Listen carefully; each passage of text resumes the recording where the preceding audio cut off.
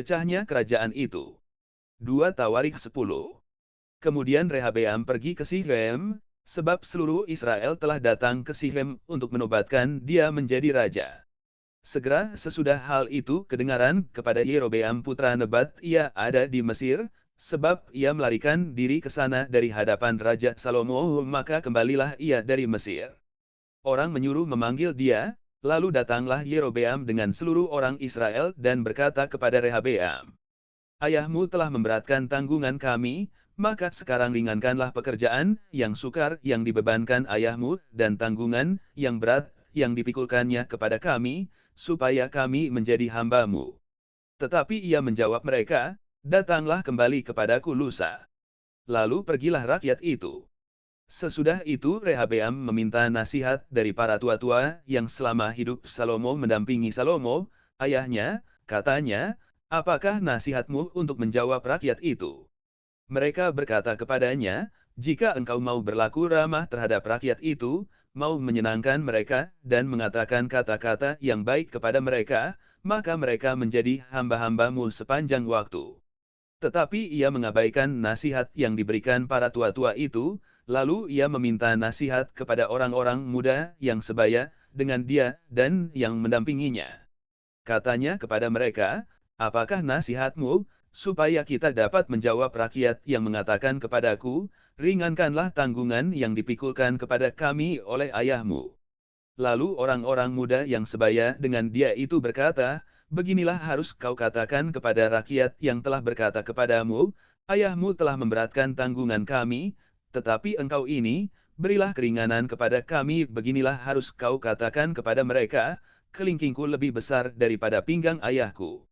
Maka sekarang, ayahku telah membebankan kepada kamu tanggungan yang berat, tetapi aku akan menambah tanggungan kamu. Ayahku telah menghajar kamu dengan cambuk, tetapi aku akan menghajar kamu dengan cambuk yang berduri besi." Lusanya datanglah Yerobeam dengan segenap rakyat kepada Rehabeam, seperti yang dikatakan raja, "Kembalilah kepadaku lusa." Raja Rehabeam menjawab mereka dengan keras, ia telah mengabaikan nasihat para tua-tua. Ia mengatakan kepada mereka menurut nasihat orang-orang muda, "Ayahku telah memberatkan tanggungan kamu, tetapi aku akan menambahnya. Ayahku telah menghajar kamu dengan cambuk, tetapi aku akan menghajar kamu dengan cambuk yang berduri besi."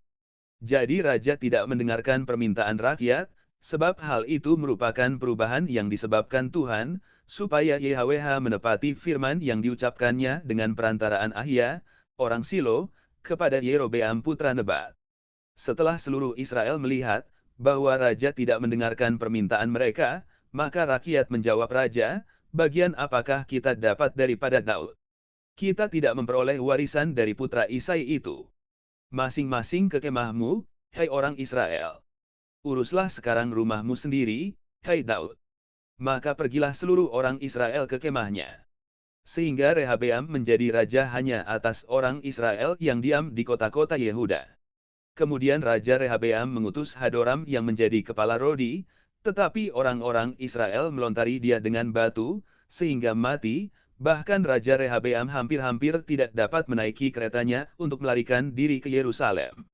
Demikianlah mulanya orang Israel memberontak terhadap keluarga Daud sampai hari ini. 2 Tawarikh 11. Ketika Rehabeam datang ke Yerusalem, ia mengumpulkan kaum Yehuda dan Benyamin, 180.000 taruna yang sanggup berperang untuk memerangi orang Israel dengan maksud mengembalikan kerajaan itu kepadanya. Tetapi datanglah firman YHWH kepada Semaya, abdi Tuhan, demikian. "Katakanlah kepada Rehabeam, putra Salomo, Raja Yehuda, dan kepada segenap orang Israel di Yehuda dan di Benyamin, demikian.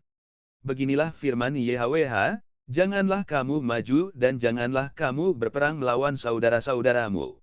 Pulanglah masing-masing ke rumahnya, sebab akulah yang menyebabkan hal ini terjadi." Maka mereka mendengarkan firman YHWH dan pulang dengan tidak pergi menyerang Yerobeam.